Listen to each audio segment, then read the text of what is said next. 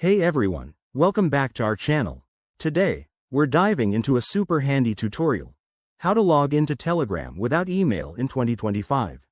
If you've ever struggled with email verification or just want a quicker way to access your account, this guide is perfect for you.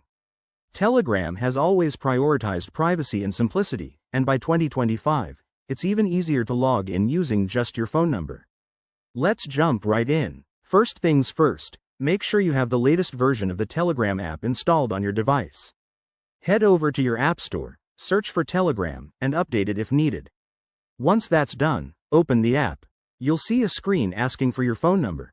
That's your key to logging in without any email hassle. Next, enter your phone number in the international format, including your country code.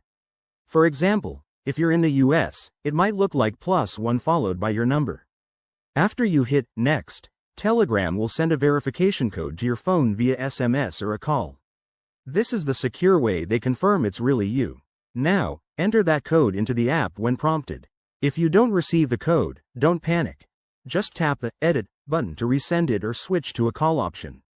Once verified, you'll be logged in.